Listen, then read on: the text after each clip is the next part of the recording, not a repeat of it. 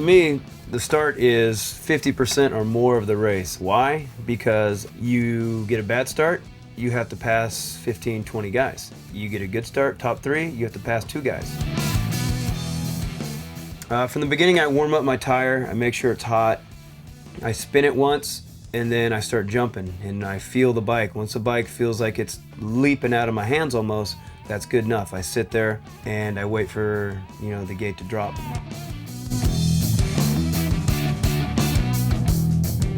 Sit there, have your weight back, feet in front of the pegs, I feel, so you don't slide back, butt a little bit farther back.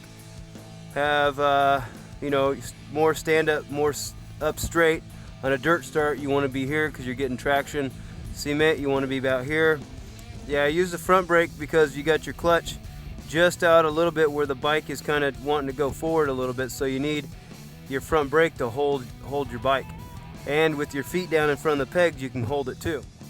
If your feet are back here, you can't hold your bike, and you're gonna have a tendency of sliding back or doing a wheelie.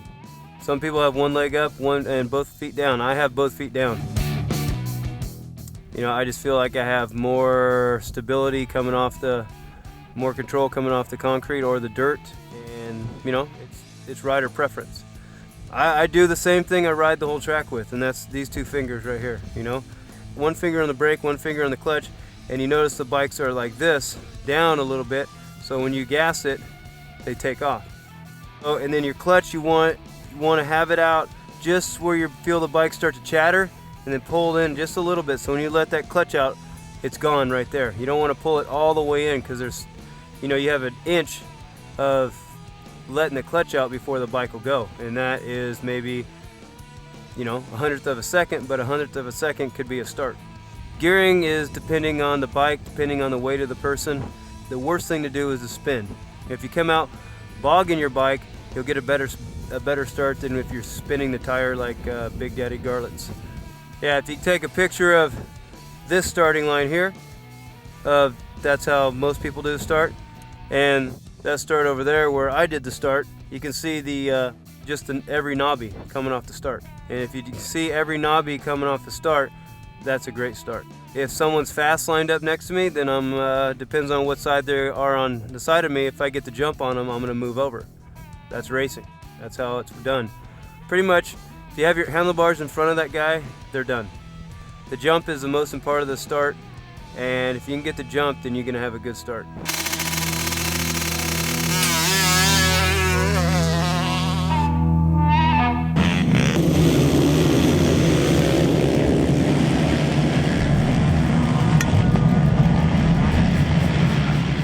Right here, as you can see, we have a dirt start, and as you can see, we only have 2 gates, because in California everybody goes to cement gates, and I think they have a deal with the tire manufacturers, so everybody has to buy more tires. Here on dirt, you want to get your body position more up towards the front of the bike. You want to be up front, head over the bars almost into your chest, because when you take off, the bike wants to wheelie. When you're in concrete, you want to sit back here more, have more weight on the back tire, so you can get good traction off there and you're not spinning. Pretty much same as concrete. You kind of want to have a smooth clutch release, but you can be a little bit more aggressive in the dirt. But if you have too much, you can wheelie or you can spin. You can also spin in the dirt and you'll lose traction. So there's two different body positions on dirt and concrete, but throttle and clutch is close to the same, but just a little bit more aggressive in the dirt. Everybody's different. I like to put 2 feet down, so then I have full control coming off the gate. Some people have 1 foot up on the left, 1 foot up on the right. That's rider preference. You can't say which one's best, because there's been people the whole shot on whole different styles. So it's just what you feel most comfortable with. Yeah, I keep my feet in front of my pegs, so if I slide back, I have something to hold me. If I have back here like this, my feet back behind the pegs, and I gas it and I slide back, well, I have nothing to hold me, and then I start wheeling, and then your girlfriend and your family makes fun of you when you come in. Have 1 finger on the brake, the gas halfway more, And the clutch you want to have out just where you can start feeling the bike kind of chatter a little bit. So then right when you let that clutch out, the bike goes. You got the front brake in to hold your bike when you got it just chattering a little bit. Not where your back wheel's spinning, but just where you can feel it almost go. And then pull it in just a little bit from there.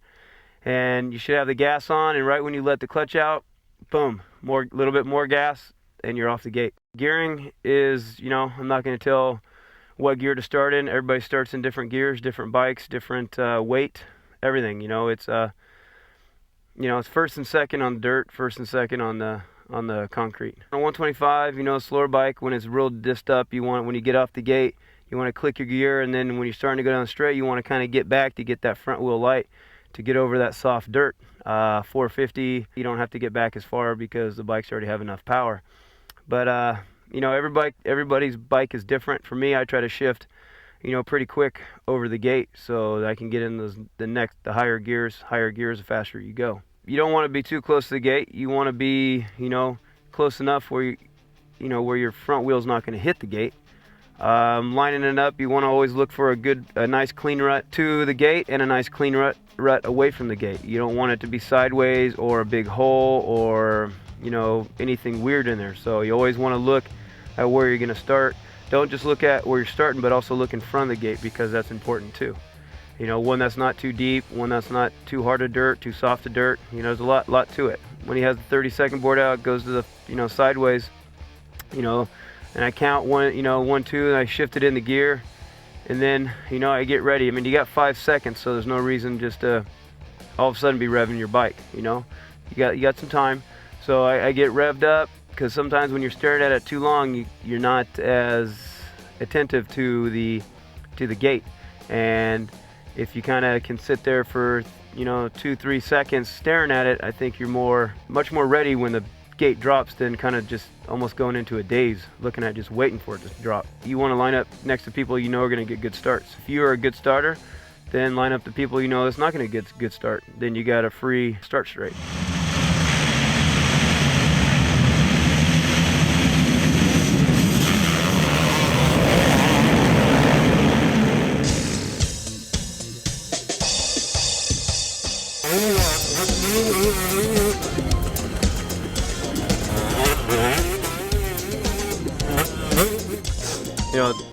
Stuff like this where it's hard packed, there's no groove, there's nothing really to hit. Keep in the middle of the bike, keeping your elbows up, keeping your leg off the ground, but more of it is just steady, consistent power. Not getting on it too hard, not getting on it too late, not being too low of a gear. A higher gear on hard pack works better than a lower gear. It might not feel that way, but the tire is always tracking. If you're in too low of a gear, the wheel's always spinning.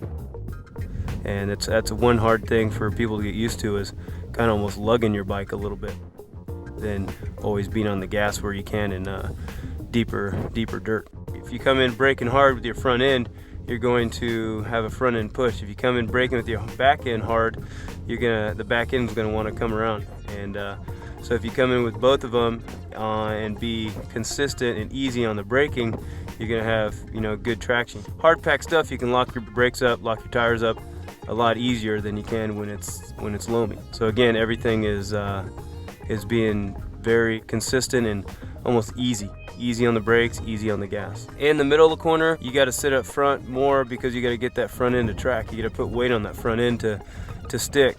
But when you're coming out, then you can slide back and get the traction in the back end and keep that front end light. Now if this turn was flat and it had traction, you could get on it, be a little bit more aggressive, but with the flat, hard track, you gotta take your time. And coming into a hard, flat corner, it's better to do it 10 out of 10 times good than 5 out of 10 times. Now we do it race pace.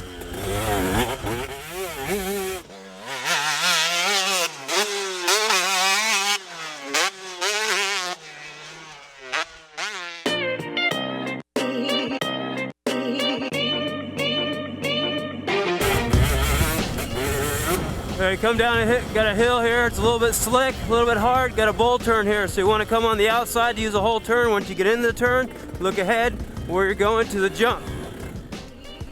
I'll do it again.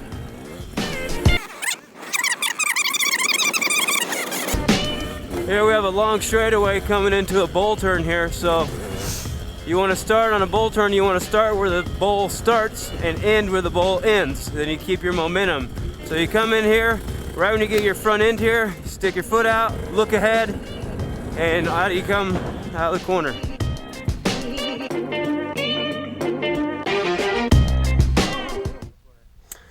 All right, here we have a bowl turn. This bowl turn is pretty blue grooved and hard.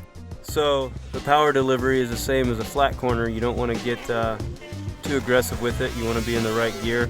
You can be a little bit more aggressive because you have a bank. In a bowl turn, if it's not rutted and it's a nice smooth one, you want to enter it where it starts. You want to exit it where it ends. Then you can keep your momentum up. Then you can be on the gas a lot sooner. If you come in the middle, skid it, and turn, you're losing momentum. You're stopping and then going. And to me, the fastest way around it is using the whole bowl, kind of like a NASCAR. They don't come in, skid, and turn. They go around and use the whole thing. Right when your front wheel enters, you want to be able to turn your head and look where you're going. You go where your eyes go. If you look straight down, you're not going to be able to get on the gas as soon, and you're not going to be able to tell what's coming up as quick. So for me, when you get in there, look ahead, and you'll go where your eyes go, and you'll be out of the corner before you know it.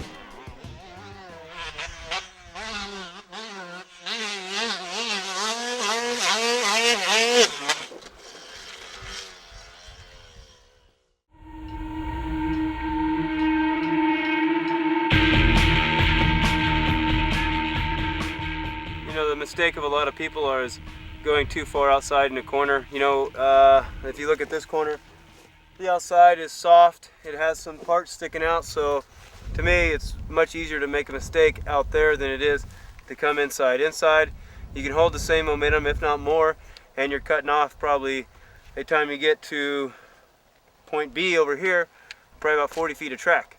So if you measure that out, each lap would be a pretty big difference. A lot of people think they're hauling ass through there, but really they're spinning because you're not getting any traction because the dirt is loose. So the best part is to come inside, sometimes go a little slower, and you'll notice if you went behind somebody going into the corner and you went in there about the same time, you'd come out ahead of them, or if you just stood up and cruised, you'd come out about the same time, and that guy's using so much more energy outside.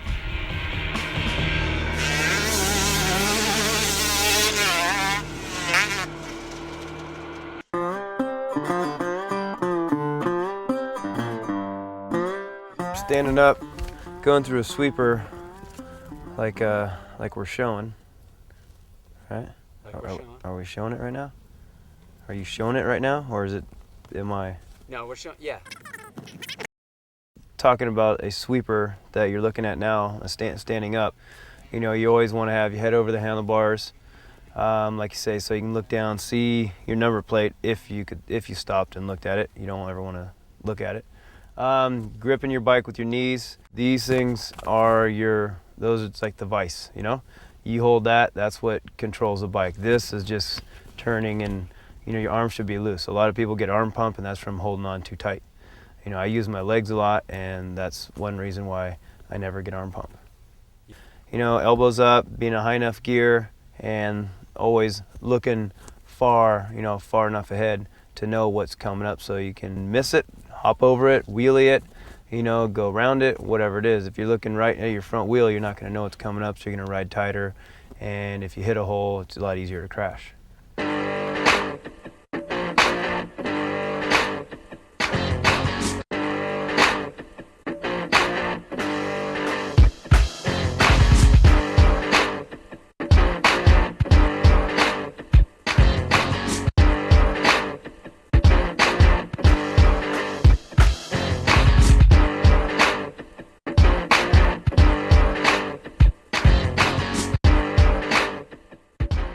Okay, I did it 3 different ways.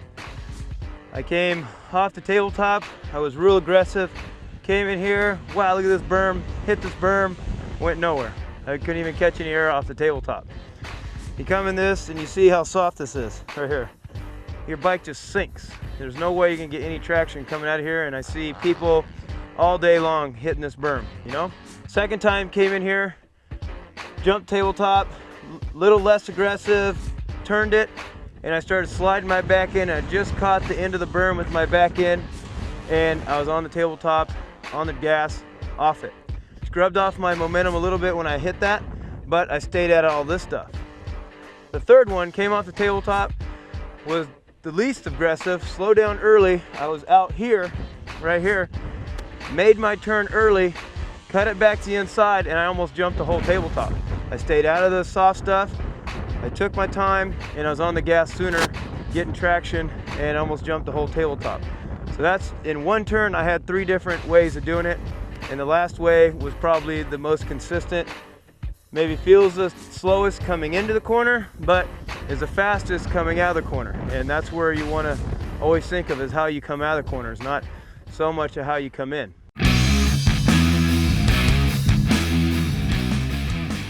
You know, I've always explained in the video to kind of stay out of the powder berms, but you know, I guess you got to know when to use them, when not to use them. As you can tell, when I come into here, I don't try to explode it. I start the turn way up there so I can keep this almost like a sand turn, where it's big and flowing, so I can keep my momentum.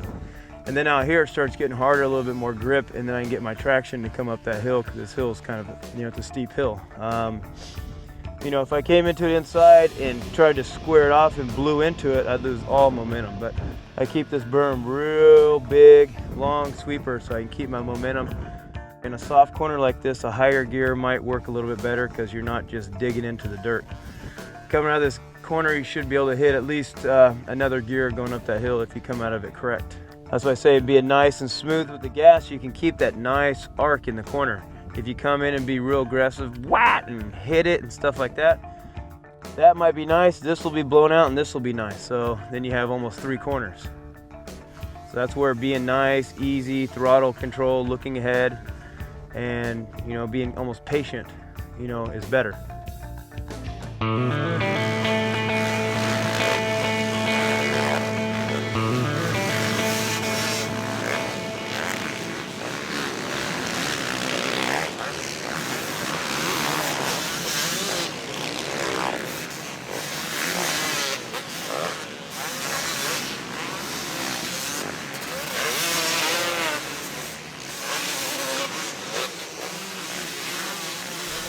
Yeah, no, deep ruts, yeah, those are difficult, you know. It's sometimes it's a little easier to slide back on the seat a little bit, you know, because you're not going to need that front end traction because the rut's so deep. So if you get back a little bit, it's easier to keep your leg up, put it up. If you got you're up forward, you know, your legs farther out towards the front end, so you have to keep it up even higher. So it's a little bit, it might be a little easier to slide back a little bit and go through it, and then it's easier to put your leg up and it's out of the way. It's like if you drive a car and you look right past the hood, you start hitting the lines all over the place, you know? If you look up about half a mile, you can drive with no hands, you know? You can drive with your knees. And I don't recommend that, but, you know, and that's the same thing in the motorcycle. If you're looking straight down here, you can't see what's coming up, so you ride tighter. You're standing up like this. If you're looking ahead here, you go where your eyes go. Have you ever noticed when you're riding, you're looking at a rock over here, you start getting closer, closer, closer because you're looking at it. And through a rut, if you come into it and look to the end of it, you go where your eyes go. And that's when you don't hold on tight. It's all one motion, just.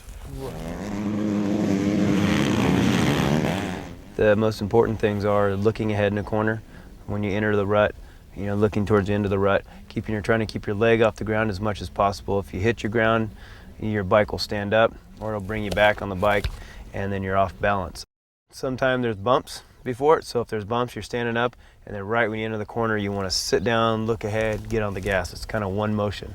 If it's smooth, you're kind of sitting down, and then you can, you know, you're already sitting down, so you get in the corner, leg out, look ahead, on the gas. And for me, I think everything should be kind of like one motion. You know, it's not like, okay, I sit down, okay, now I got my leg out, okay, now I gas it. No, it's all one, just rah.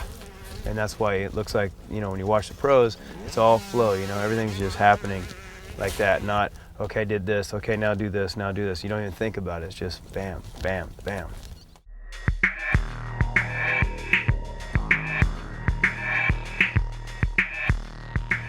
These whoops here aren't tractor made, they're more made by the motorcycle, more naturally made. With these, you kind of want to keep your front wheel up, because each time you get your front wheel in, you have the suspension will go down, you'll catch air, you'll lose a forward momentum. So for me, I like to come through these and get my back wheel in every hole. Every hole I get in, I try to work it, kind of row it like you're rowing a boat, so you can keep the back wheel in each hole like this, instead of hitting off the top and losing that momentum, or getting your front end like this so you're bouncing. When you're going through, it's a combination of pulling up on the bars and pushing down with your peg.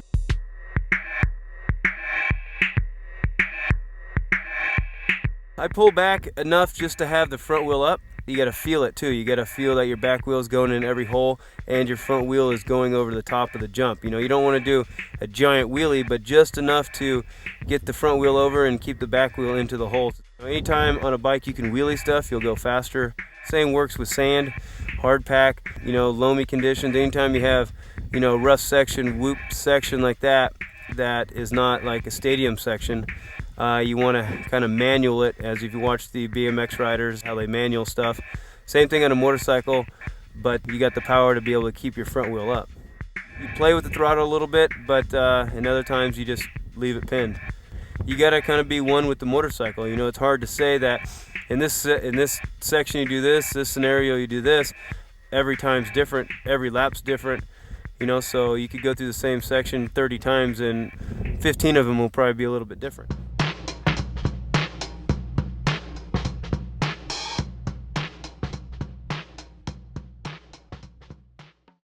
Probably the size of them. These are rounded, so it's they're very far apart, probably good 10 feet apart from tip to tip, but they're rounded, so you can you can judge, okay, if I skim them and I get into the bottom of them, it's going to be no big deal.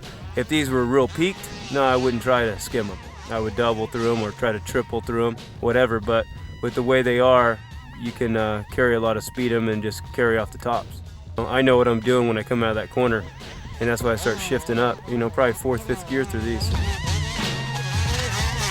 Make sure you're in the middle of the bike or forward, have your head over the crossbar, not too far, not back, because if you're too far back and that bike end kicks you in the butt, you're gonna go over the bars, your feet are gonna come off the peg. In the middle, the bike can be, you're balanced like this. If you're back here, the bike kicks you in the butt, and that's when you see people's feet come off. You got to be in a high enough gear so you don't run out of gear. You got to be on the balls of your feet, I feel, so you can be quick on your bike.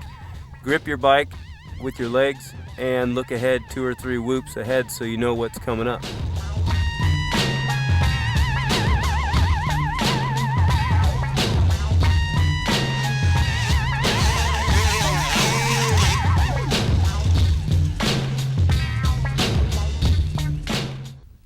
Okay, with these jumps here, it's kind of a rhythm section. It's depending on what bike you have. 125 probably to 250F, you're gonna triple coming in. If you had a 450, you possibly could quad. You wanna stay forward, try to stay as low as you can off each one. Get as much traction, as much drive as you can too, because that always picks up speed.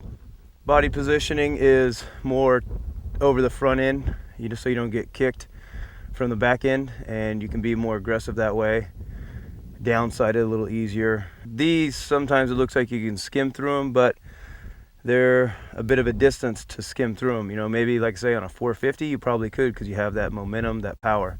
On a smaller bike, you're gonna have to jump through them, and they're not really steep enough to tap off them. They're kind of rolling ones, so you kind of only have one way to do it, but if that's the only way, then do it the best way and the fastest way you can do it.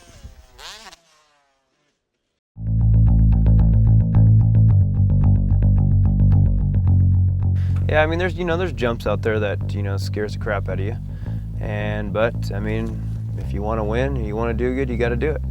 I know there's been some jumps that every lap I'm just going, man, come on, one more time, and then but you got to be able to focus. You got to be able to kind of keep that fear out of you, and you know, be able to, so you can do it every lap. And that's what it takes. If you want to be the best or win, you got to almost do, sometimes you got to do stuff you don't want to do.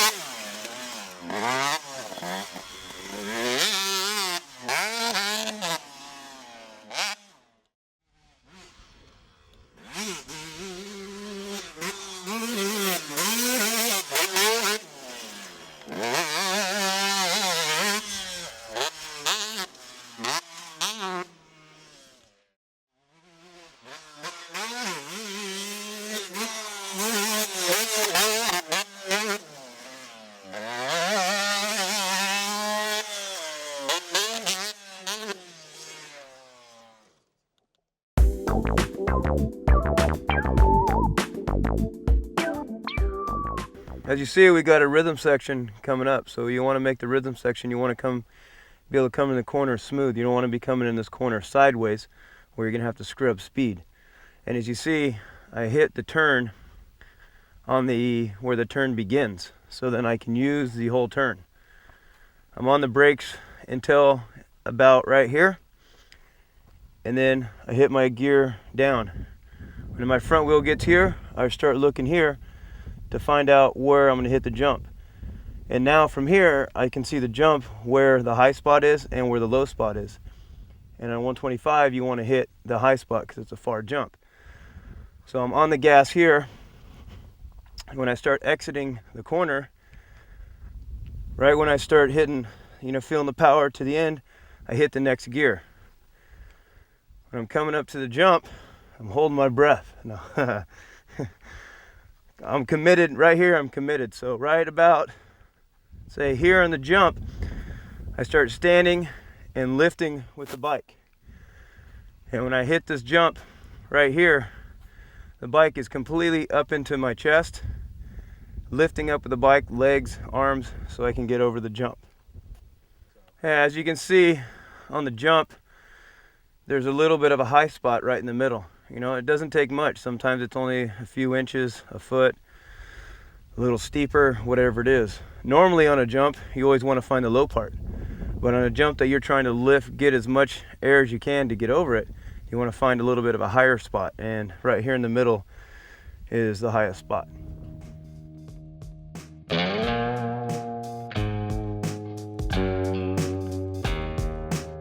Yeah, as all of you 80, 60, 125, 250F riders, if they're watching this video, know about some jumps that you can't get over. You're barely getting over it. And in this video, you'll watch myself coming over these jumps that I can barely get over on my 125, but I'm hitting them in the correct gear. I'm back on the bike a little bit, trying to compress that back end to get the bike to lift up the most. Right when that front end starts coming up, I'm lifting up with the bars, pulling it into my chest and pulling the bike up as high as I possibly can. So when I'm up in the air, I'll be up in the air as long as I can. I know that's different from the other things I've said, but these jumps are different. You got to try to get over them.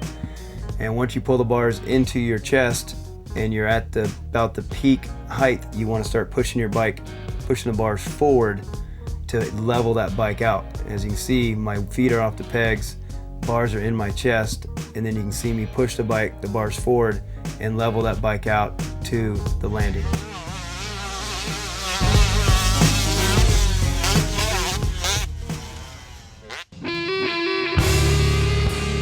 These jumps here are probably the scariest for the average rider and for the pros.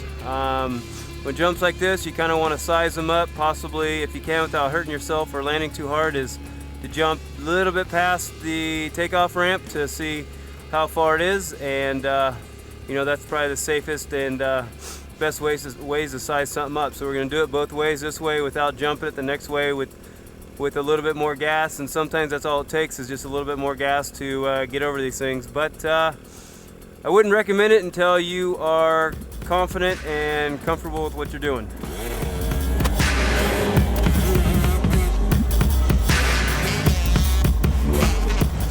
So right there you saw that I had to jump, let off the gas, get back on the gas, let off the gas, and get back on the gas again.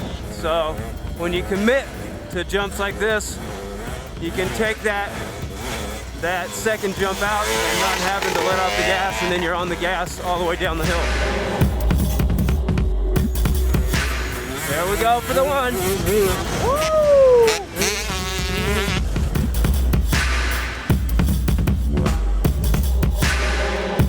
So I made one jump, and then as you see, right when I was on the ground, I landed and I was on the gas all the way down into the corner.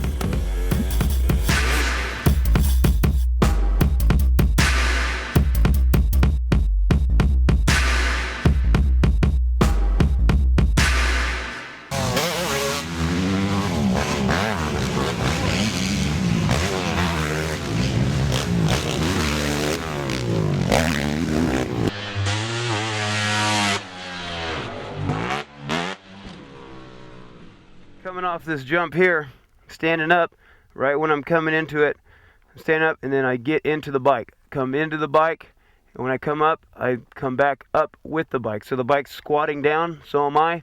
Bike's coming up, so am I. I'm going with the bike. And when the bike's coming up, then I lean my body forward to get the front end down, tap the back brake to get it more down, and then over the third one. So it's one movement, you know, everything's with the bike, never doing something the bike's not doing. When the bike's compressing, so are you. When the bike's extending, so are you. You're coming up with it. And the bike's going forward, so are you. You're coming over the bike. Tap the back brake, and with your weight, we'll bring the front end down over the third one. You want to compress the back suspension. You want to get that down so when it comes up, it'll get you more air, get you more lift. So you kind of want to sit more back here on the bike from the middle to the back, not up front. That'll get you more compression. So you're coming in here, sitting back here on the bike, off the jump, in the air. You're bringing your body forward to bring the front end down, maybe even tap the back brake to get it down more, to get it over the third one. So there is one technique, up, and then how it has a ramp like this, you kind of go with that as sitting on the bike. Come down, down, and then up, and you're coming up with the bike.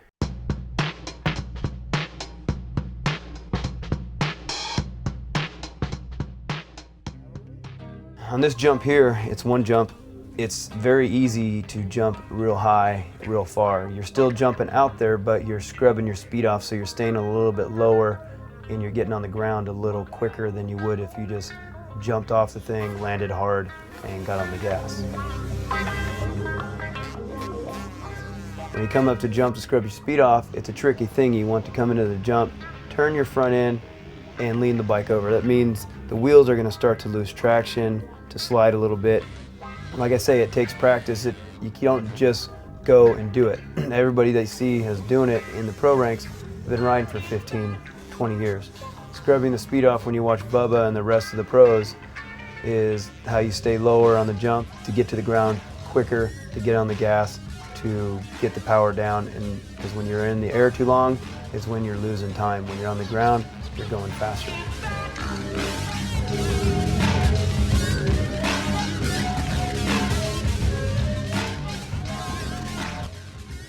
When you come up to jump to scrub your speed, you want to be in the middle of the bike. Your feet on the pegs.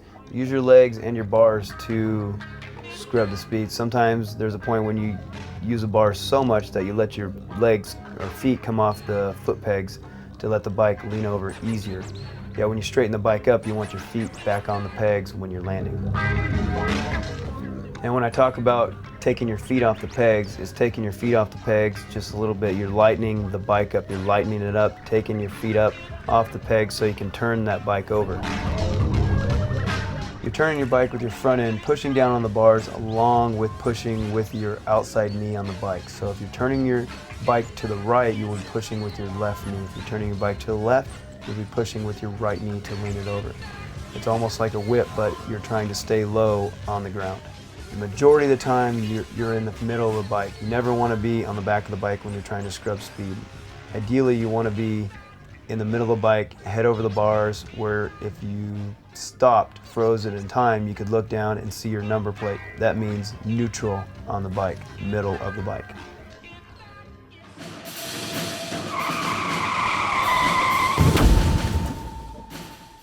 Braking's another thing with finesse. You know, you got to know how much front, how much rear. Don't lock up the rear. You know, don't lock up the front. Not too much front, not too much back. And that comes with riding. It takes not even thinking about it. You know, riding, when you ride a motorcycle correctly, you don't think. It comes natural. When you think, you hold on tight. You don't look ahead. You're not flowing with the bike.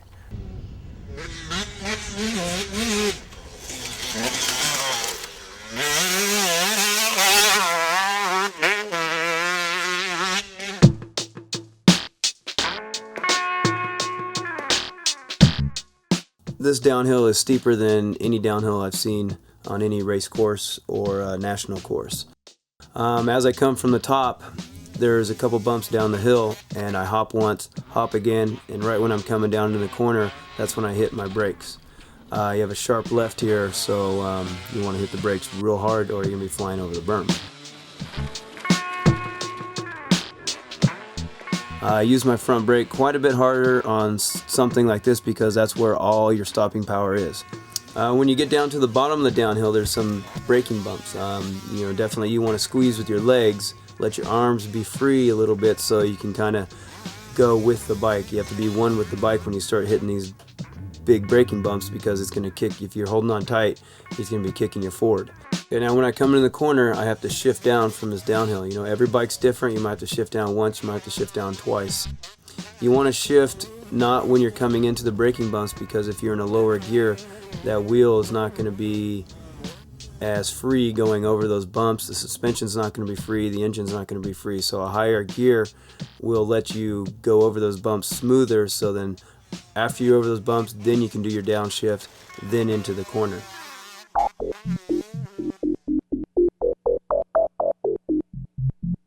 A lot of people come down this hill, brake early, and then when they get to the jump, they'll blip the gas, so it'll make the bike have, it'll get more air, and they're braking too soon. For me, I come down the hill as fast as I can, brake, and then coast off the jump where I can stay lower, and I'm not catching as much air, and I can hold the gas on and my speed into the jump a lot harder. When I come down the hill, you know, I'm on the front and the back brake evenly. You know, I never use one or the other too much. You know, you don't want to lock your brakes up coming down. You don't want to lock the tires up. But when the track is very hard like this one is, and you're coming into it with that much speed, you're going to have a tendency of locking it up. But you got to have control of the brake to know when you're doing it and know when you're not doing it. If it's locking up but the wheel's kind of still turning a little bit, that's okay. But a lot of people come in a full skid, then you have no control of the bike in the full skid. The bike will do this, and when you come off the jump, you'll be sideways, and then again, you won't be riding for a couple months. I'm on the gas hard as I can, and then brake hard as I can. But again, on a slippery surface, you got to have the control or the patience there to not just completely lock them up, but you got to, again, be one with the bike. You got to feel what the bike's doing. Don't just do what you think you want to do, you got to feel what the bike's doing too. For me, when you do it for so long, it just comes natural. You don't think about it. It's just what you do, But for riders that are learning, pay attention to what the bike's doing. I mean, each bike's different, 2-strokes you don't have the engine brake, but 4-stroke you do. But again, it's a feeling thing, You got to know what the bike's going to do, and sometimes on a 4-stroke you can give it a little bit, just a little blips, off it to keep it from engine braking. But also, if you're in a higher gear and then you can shift down in the air, you're not going to have so much engine brake. The best way to get traction is, if you got a tacky track, you're always getting traction, so it doesn't really matter. But if you got hard pack, you know, kind of a little bit sandy or rocky track, you always, you know, you want to be in the highest gears you can without the bike lugging, because then you're always getting traction. If you're in a low gear, the wheel's spinning, you're going nowhere, you're getting no traction. You want to work the bike, kind of be, you know, kind of work with the bike and feel the bike, you know? You don't want to just sit there, hold on, and, well, I'm spinning. No. If you're spinning, okay, we'll move around a little bit and, you know, work with the bike and, you know, find where it gets traction or where it doesn't get traction. Finesse, you know, the throttle, clutch, positioning, gearing, you know, it's all that stuff.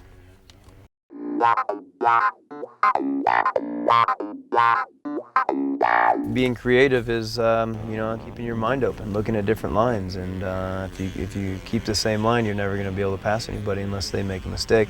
And if you stay in the same line and they fall over, you usually hit them. And, you know, sometimes you got to be creative, open your mind, and try different things to be able to pick up time or to be able to pass people. I mean, as amateurs, you come upon people you've never raced against, so, you know, the best thing to do, if the guy's the fast guy, is getting behind him in practice and kind of learn from him a little bit and see what he does, where he's good, where he's bad. You know, there's some people that are real fast in ruts and not so fast on the jumps or not so fast down the hills, so, you know, if you can't pass the guy, then sometimes you got to be patient and go, okay, you know, there's this one corner, there's one place on the track I know I can pass this guy, so I got to make sure I'm on his butt when I get to that point.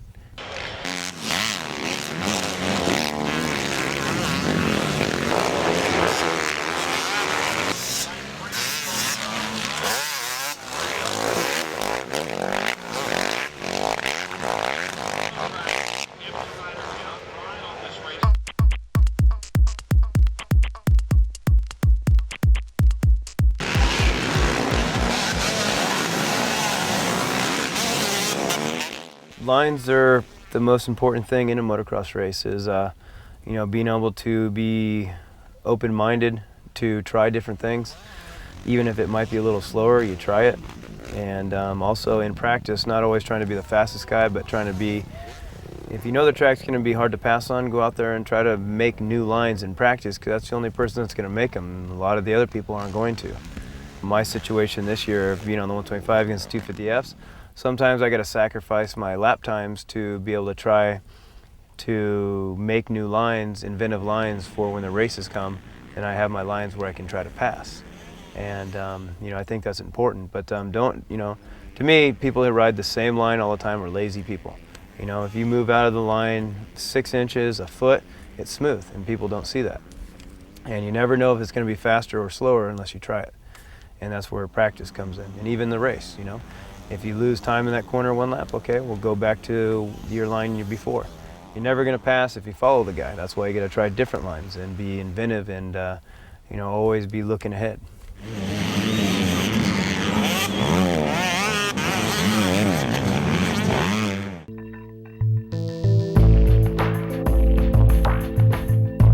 Lines uphill. You know, uphills have a tendency of having a lot of bumps going up, a lot of acceleration bumps. So you want to look ahead, look where you're going. You could even move over a foot, 2 feet from either side and get out of the bumps.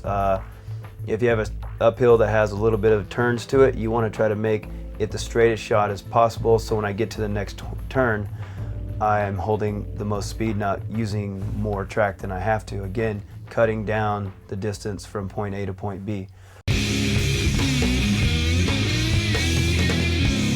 When I come out here to the outside and I got this right-hander, I have the opportunity to go inside or outside because I'm on the outside of the track coming into it. If I came up to the corner on the inside of the track, I'd have to slow down quite a bit to hit the inside, or if I come into it with a lot of speed, I'm automatically going outside. So if there's a person in front of me, he is controlling where I'm going. If I'm on the outside, I'm controlling where I'm going off of that rider in front of me. I can dive to the inside quickly, or I can sweep around him on the outside. That's why it's always important to be on the right place on the track when you're behind somebody.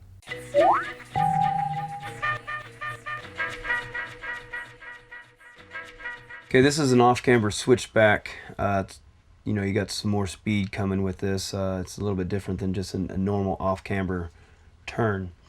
As you can see, I do it a couple different ways. You can kind of come down, hit a berm, and then make 2 turns out of it. 1 turn, 2 turns, or you can come down, slow down a little bit, and cut across it and make it more of a straightaway. So if you got a tape measure out and measured it from point A to point B both ways, making 2 turns out of it, you're going to probably have 30, 40 feet more track than when you measured it from slowing down and cutting across it and making it just a straightaway.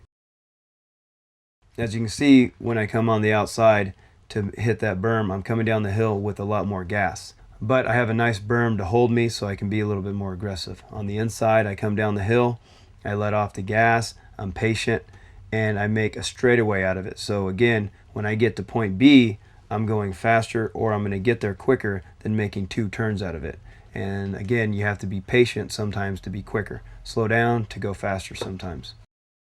When you're going across a off-camber turn, off-camber straightaway, whatever it is, you don't want to be off the gas coasting, because then your wheel's not getting that traction. If you can just a little bit of gas, just so you can hear the bike, that's keeping that wheel turning, that's keeping that wheel always trying to fight for traction. You don't want to just come in, chop the gas, and try to roll around it. You're not going to have any forward momentum or any traction on the rear wheel.